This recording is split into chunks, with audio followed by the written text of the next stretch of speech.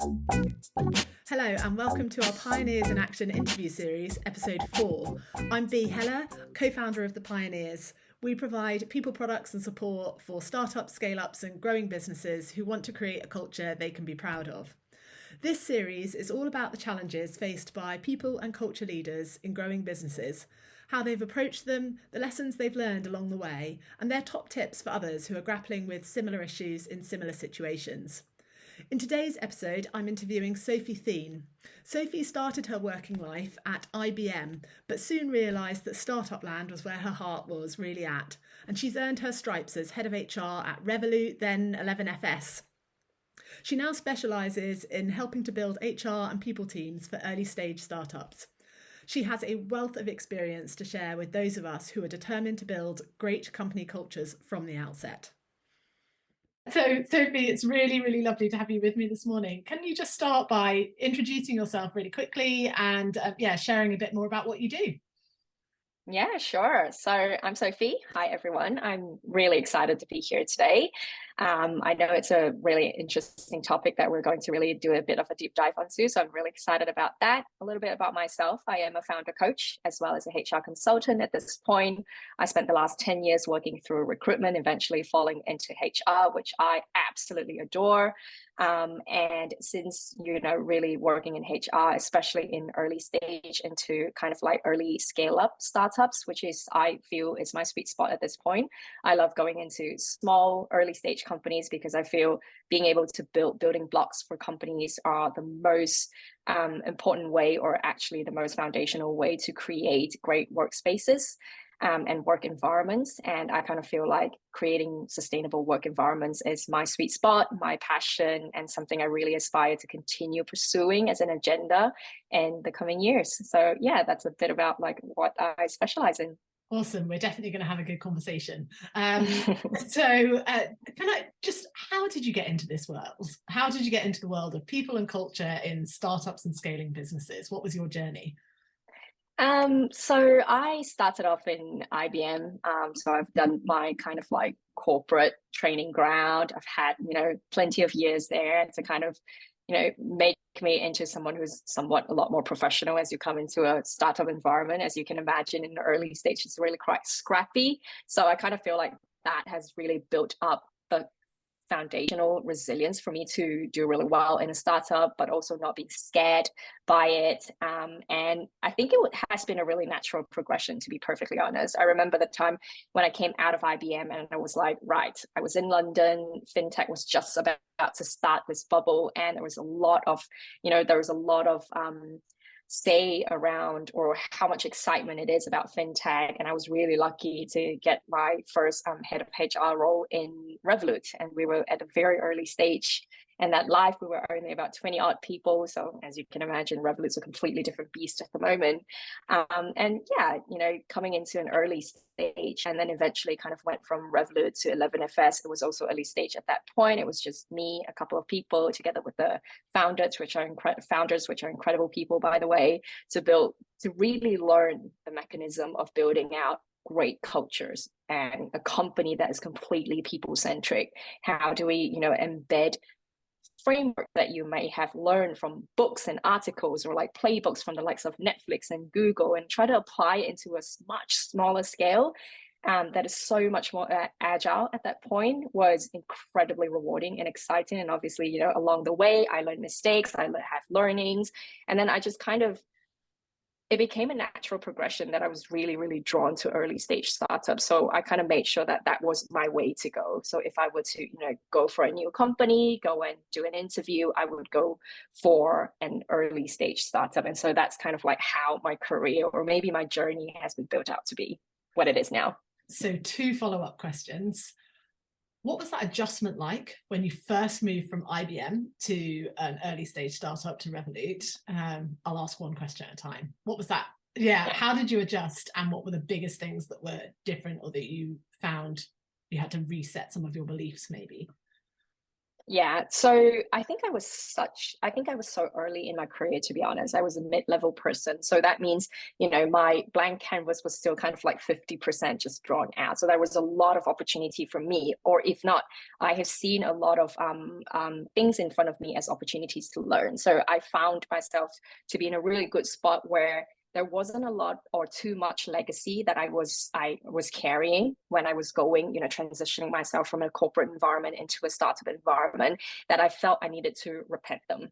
Right. So I've obviously had this professionalism within IBM where things have to be, cross-checked multiple times. There is procurement processes. I was also working in process improvement actually from an RPO perspective. So a lot of the deep work that I've been doing for the 5 years I was in IBM was purely process driven. So I was this person that would come into a startup that would be absolutely the most terrifying person, because I would cross all the T's, dot all the I's. I would probably be the most annoying person that you would meet in an early stage where, you're talking about going into a startup where, the most rewarding part is there are no red tapes, and you should be incredibly agile. You can make decisions in a second.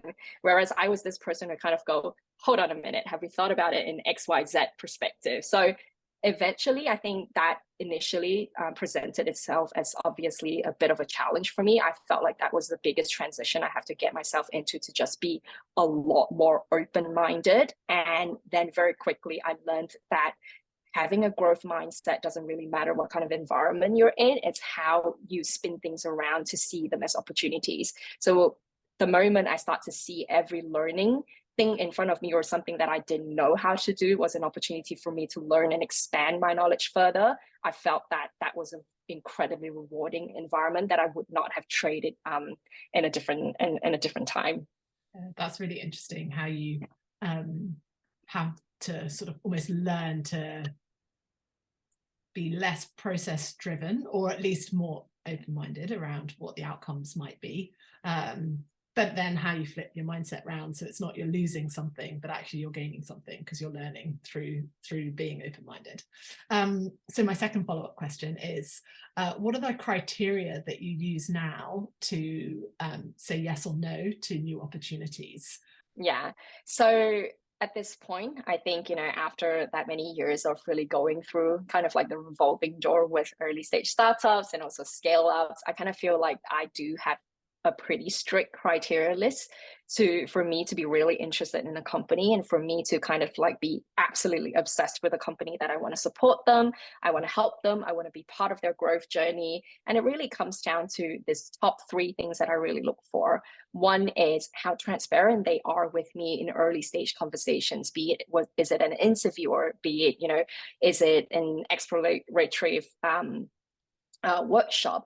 It really comes down to how transparent they are in terms of what the real agenda is, right? As a people person, as well as a people leader, you often ask this question back to the founders, the CEO, or maybe even the leadership team: what do you truly want to be known for? And if I don't get a straight answer from that, and it's a little bit waffly around, we want to be a great company, but we also want to be this company. We also want to be this type. We want to be a bit of Netflix. We want to be a bit of, XYZ. And I kind of feel like when you're having conversations like that and you never really get down to the bottom of who you truly want to be, I feel like that is missing, that particular company is missing an identity. It's missing a really, really straightforward and me as a people person, it's for the company or the leadership team. So that's incredibly important as a first criteria that I look for.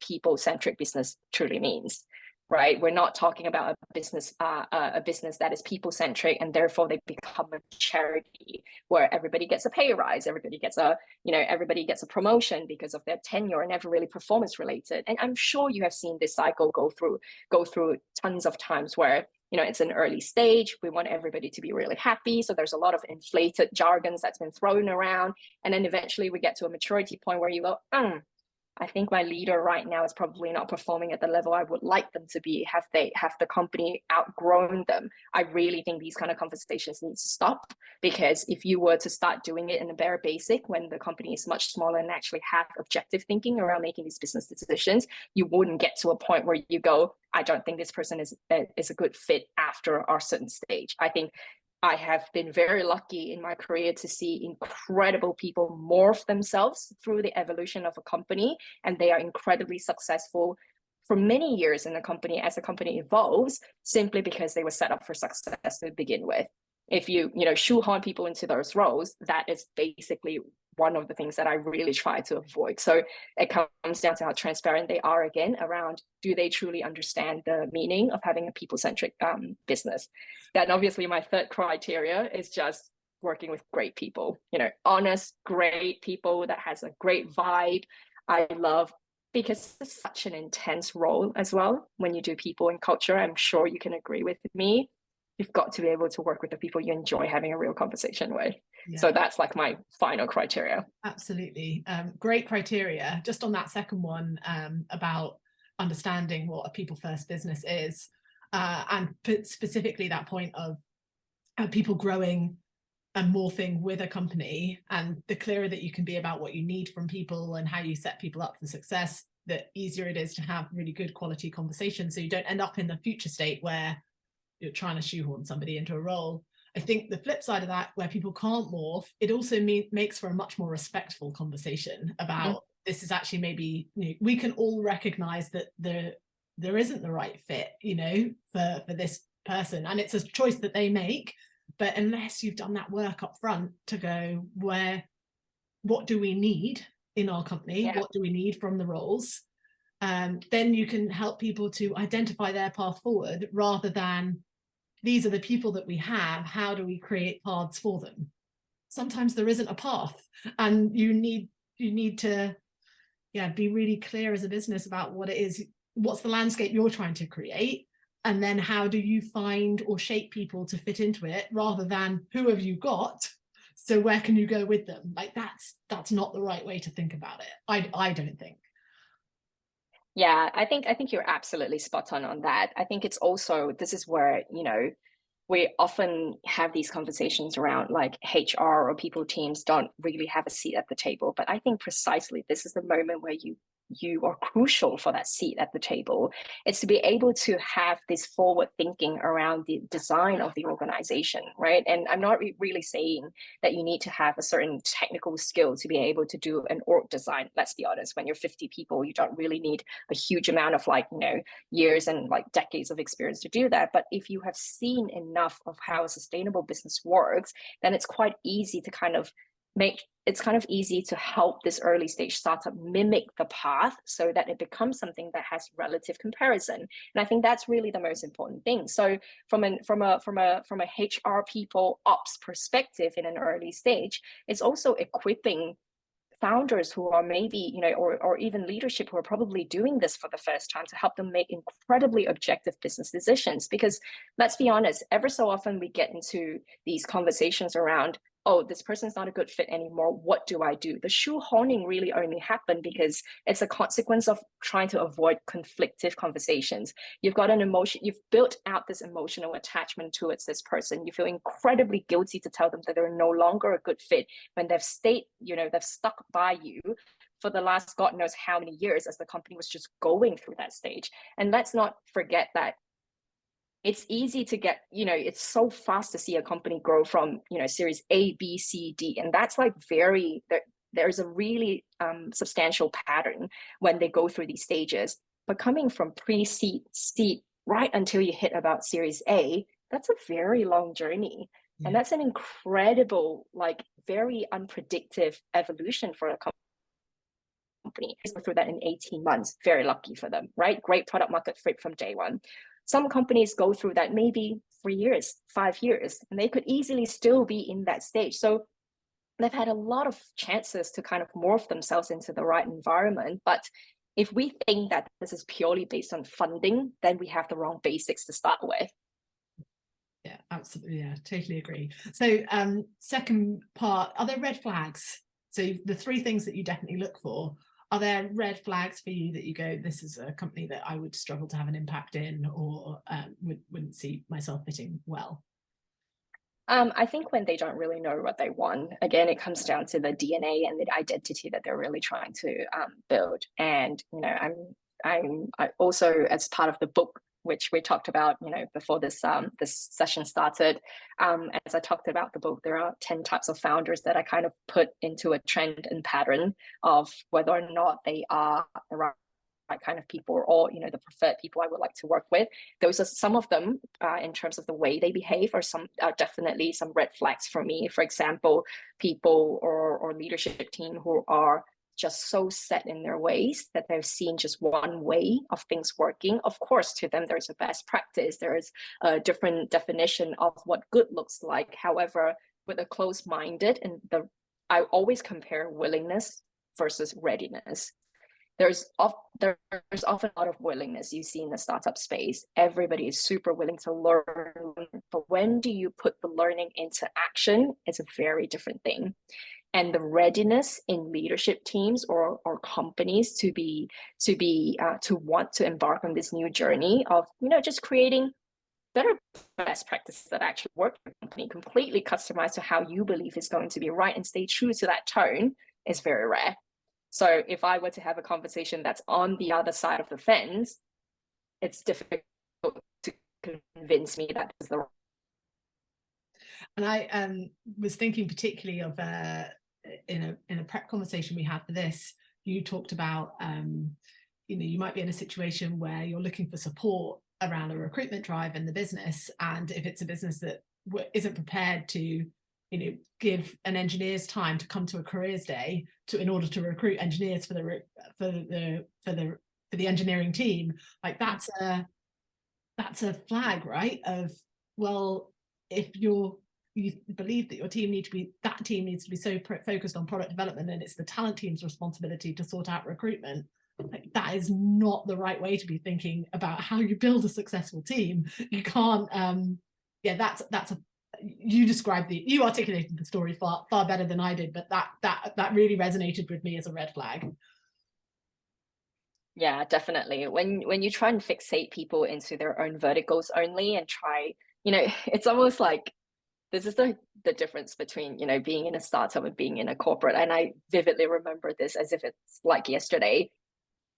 We had a job to do, and I had a very, very specific job to do, and I wouldn't be, wow, there are some really great environments and really great opportunities, but when you're in a startup, you're able to cross function so well to credible dynamic that it's very, very rewarding for especially people who just want to do something different as compared to a linear path that they've always seen written down in the books.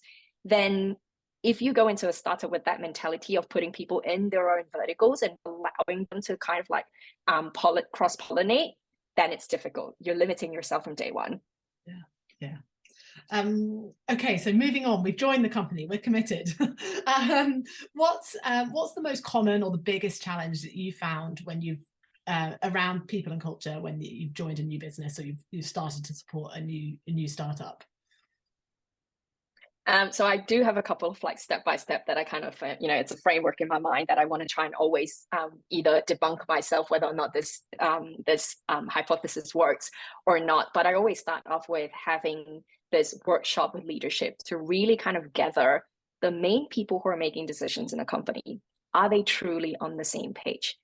And if they're not, can we find a space where we can create mutual understanding and definition? Now, definition, I would really highlight and underline in this term. It's because we all think about a certain term very differently. We perceive it very differently. Now, you and I may have a different view on what diversity, inclusion, and equality means, right? In what terms? I may see diversity in a diversity of mind, which means I don't look at, ever so often when I'm in a HR position, I don't really look at how many women we have versus how many men.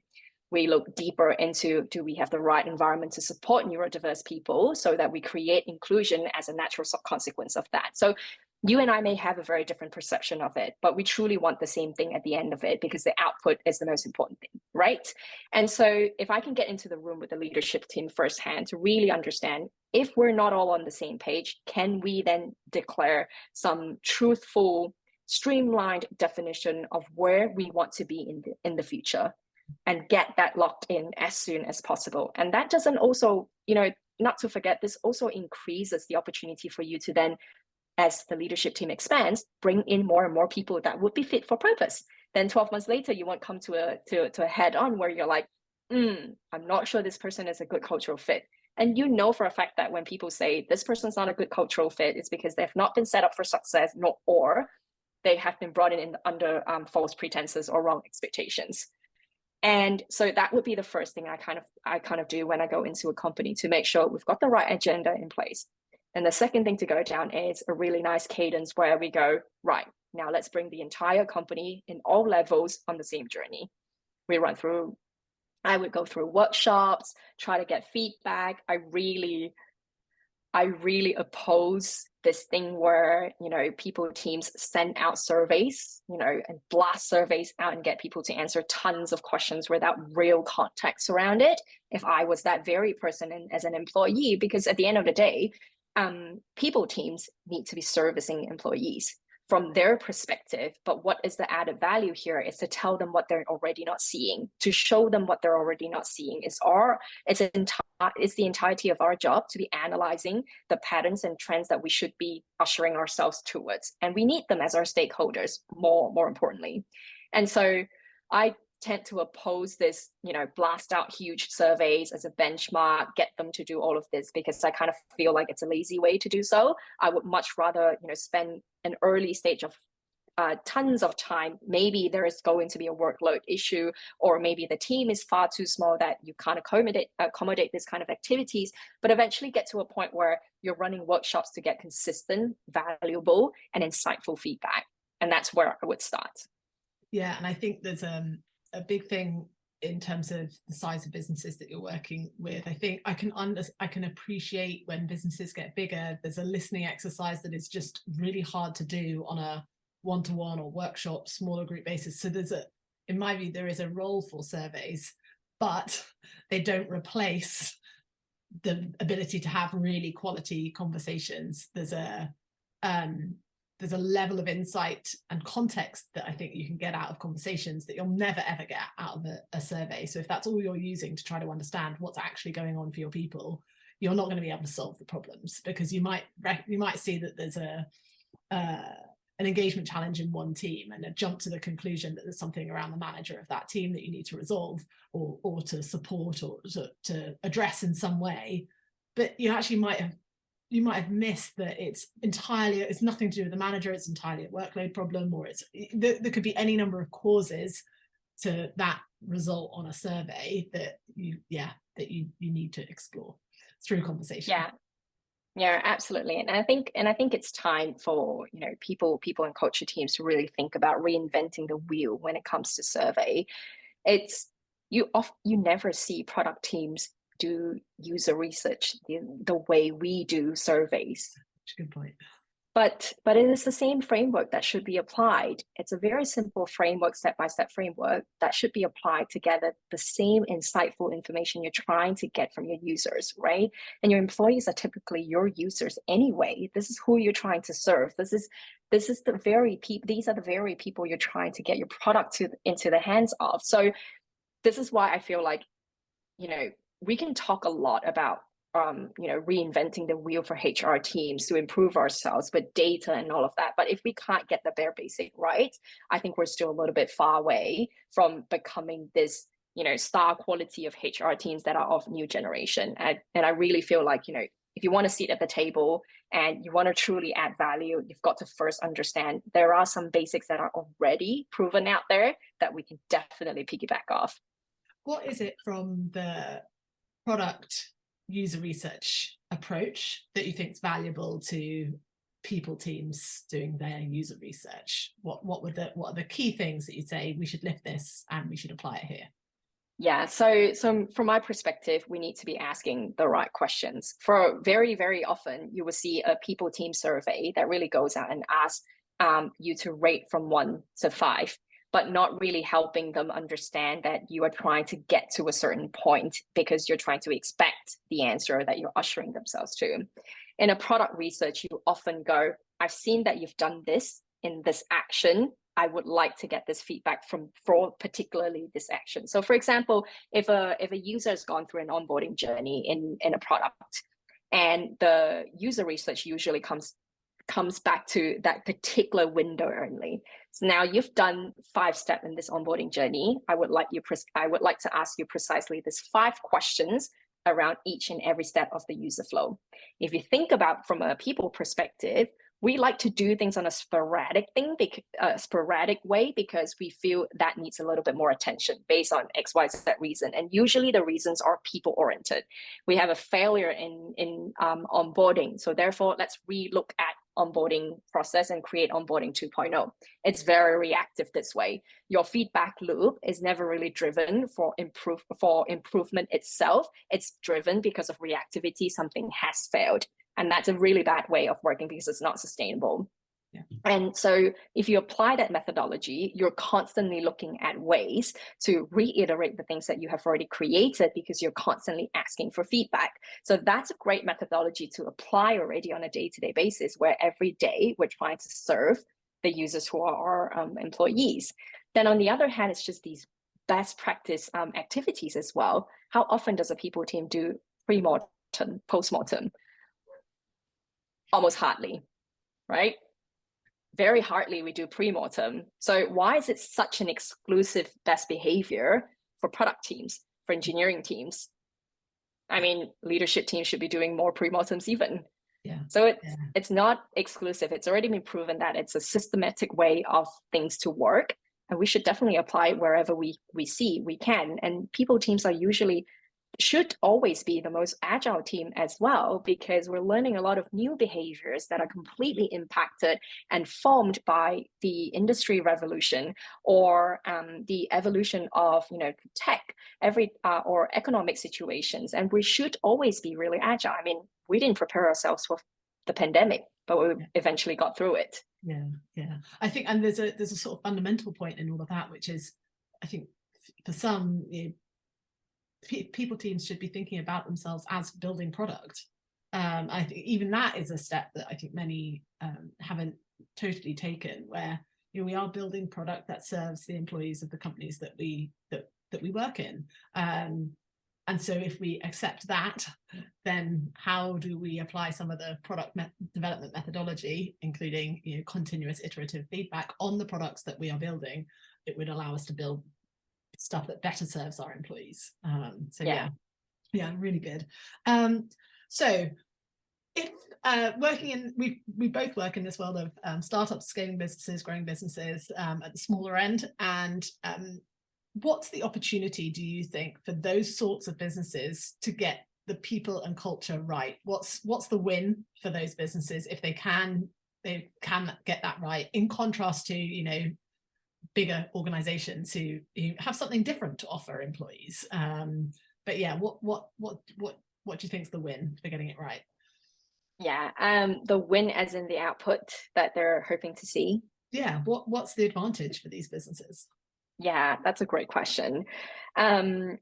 So getting people and culture right is obviously incredibly important. But if you were to translate it into an output that is beneficial for the company, for them to be able to firsthand, raise their hand and say, we're going to put in effort and this is incredibly important for us, is the fact that you are going to be able to create this environment that is incredibly nurturing, empowering, and will continue to foster great relationships as a work environment altogether. So if you think about it, an empowering environment will automatically have better managers, better leadership qualities, better career path. Let's be honest, HR can do all the job they want and create or design the best career framework. If you don't have great managers in place, this all goes to fail, right?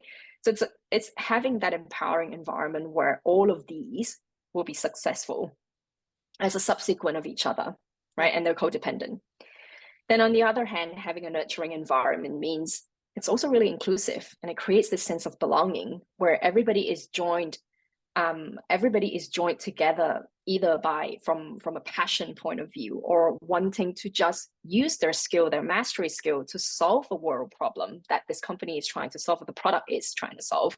Or they're just incredibly passionate and motivated and moralized because they're working with people who share the same thoughts, or challenge each other and motivate each other, right? It's almost like you're creating a tribe itself that shares the same values and principles. And so therefore they are going to be successful together. It's like 10 people rowing a boat is better than 2 rowing a boat, right? And then finally, the other output is, if you really think about it, who are the people in the company that are putting the products into the hands of your customers? It's the very people working in the company. The idea may be conceived by the founder itself, but everyone else is equally working just as hard. So, isn't it time we think about creating businesses that are also rewarding for other people other than just the founders who conceive this great idea? There's a reason why some things are called concept and some things are actually called like real products, right? Yeah, so with that in mind, so that's the utopia, that's the world that we're trying to create in these businesses. Can you maybe share some of examples of the success or things that you've seen in some of the companies that you've worked in that have worked really well and that have helped to contribute to that kind of environment that you've just described? Yeah, absolutely. Okay, so on the top of my head, I thought, for example, when I was at 11FS in the early stage, we were a really small company, and we had this huge aspiration to become a challenger consultancy. And this word challenger has been thrown around multiple times, but usually, yes, in the fintech space, but usually amongst banks itself, right? We're calling them neo-banks like Revolut, Monzo at that time. They're called challenger banks. And then we eventually turn, the likes of high street banks into incumbent banks, right? This term has been coined. But 11FS was at a point where we had a huge aspiration to become a challenger consultancy. But we actually started off as a media company per se, when we were really running off podcasts. There were incredible industry experts in the company that were just putting tons of free information out there to really educate the population that was entirely interested in the industry itself. But that was a great movement, because without the education, whatever we would have done wouldn't have been as successful, because we were bringing followers together with us until it hits a certain point where the followers were large enough in that scale that the clients that we were knocking on doors was already part of that movement. Yeah. So that is a great example of that evolution that eventually got us to where we were. But that, from a people and culture perspective, that really came about as, again, and this is the one thing I really, really learned from 11FS, is to have that honest conversation. From day one, we knew what our DNA was. We knew what we wanted to achieve, and we knew we had a path to get there, and we were patient to go through this path together. So every person through the hiring pipeline, we would tell the same story. There was no dissonance in any stories that we would tell. Either we are hiring for marketing, for media, for consulting, or even as a product designer. It could be part-time, it could be full-time, it could be contractor, but we were telling the same story. So getting your DNA right from the very start was incredibly important for us. And that was one of the success I've seen. And was the DNA for 11FS about what it was you were trying to achieve in the world? Was it something about a belief about the world? Was it a problem that you were trying, like what was that DNA that could be so consistent through all of those hiring conversations, through all the internal conversations that you had? What was it? Yeah, so the aspiration was to change the landscape of banking. So we had one tagline and one motto that we principally got aligned to, which is banking is only 1% finished. And so there's a 99% to go, right? So there's a big piece of pie out there. But as long as you're part of this journey, we'll try and change as much as we can together. So that was the very DNA. The DNA wasn't to, oh, we want to win XYZ. We want to be better than XYZ. It was really trying to solve a world problem. Yeah. So if you can get behind a passion like this, especially going into a startup, is actually a really risky career path, especially for someone who are far more senior. And the irony here is, when you're in an early stage startup, you really, really can't afford to hire aspirational, very junior people, because the hard work needs to be done by people who are very senior, who can add value almost immediately on day one. Yeah, that's an interesting idea in and of itself. And so, any other sort of reflections on what you've seen or been a part of making creating successful startup cultures? Yeah, there were definitely throughout the last maybe the last couple of years when I got a lot more kind of like I thought I got a bit louder and a bit more strict with the criteria of the companies I really wanted to kind of work with and try and change from within.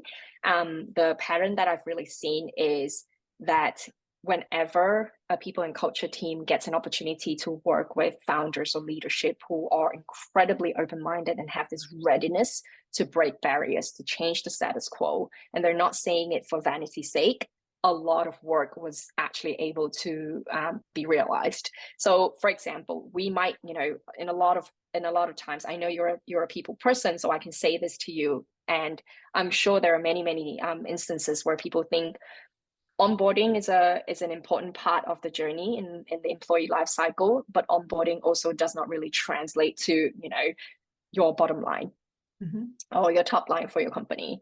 And when you work with incredible leaders like this that are just so eager to change the way people look at onboarding, they participate a lot more in this journey. For example, how many companies are able to ensure that their founders and leadership team, up to a point where they're already 1,000 people, are still spending enough time on an onboarding roundtable, just so that people are still part of the journey. There's that intimacy where this is still a very much founder-led company, leadership team-led company. And that's incredibly important, right?